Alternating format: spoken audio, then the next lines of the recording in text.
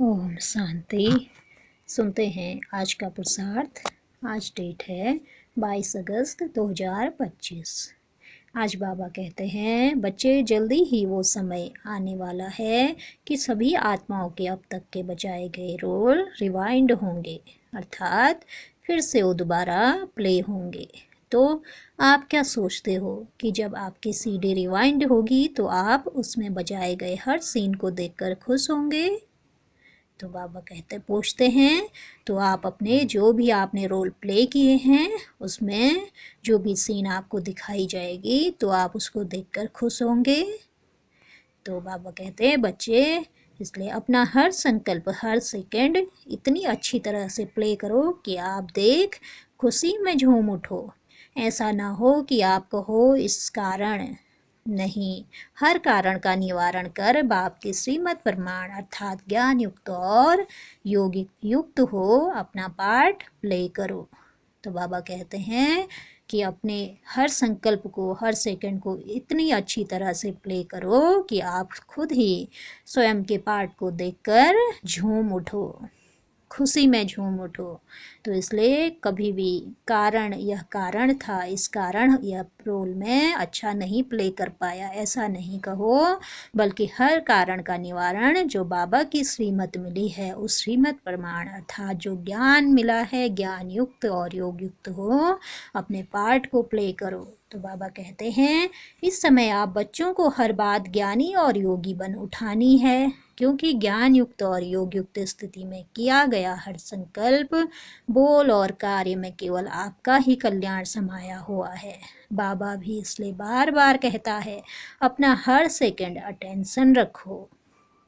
तो बाबा बार बार अटेंशन खिंचवाते हैं हमारा कि अपने हर सेकंड पे अटेंशन रखो। अटेंशन रखने वाली आत्मा ही बाप समान बन पाएगी। देखो बच्चे, आपको 100% खुश और हल्के रहना है, और हल्के रहना अर्थात न्यारा होना।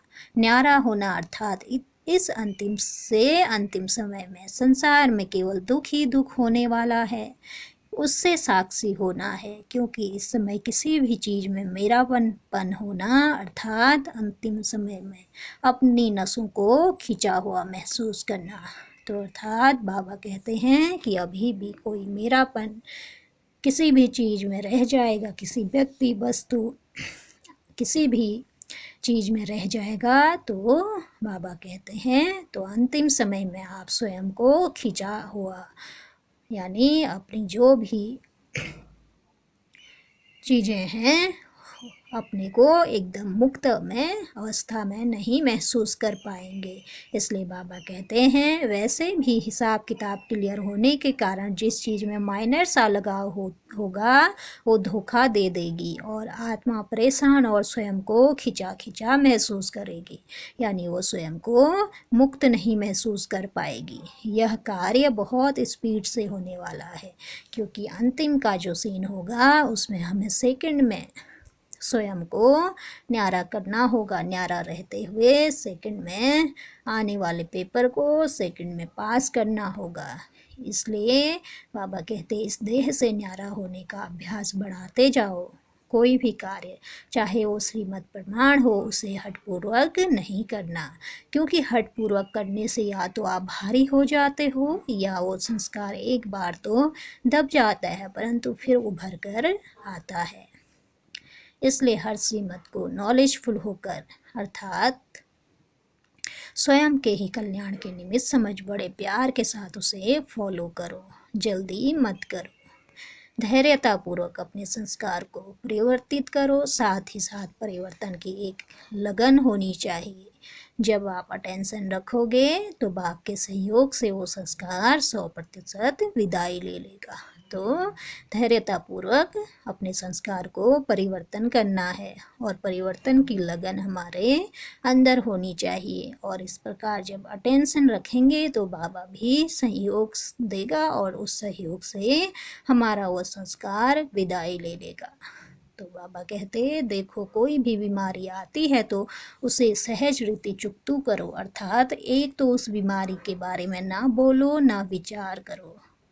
गोली ले लो, गोली भी शुभ संकल्पों के साथ लेनी है, यानी जो भी हम दवा लेते हैं उसके वो हमें शुभ संकल्पों के साथ लेनी है कि यह दवा मुझे ठीक करेगी, इस दवा में परमात्मा शक्तियाँ हैं, यह दवा मेरे सारे रोगों को मिटा देगी।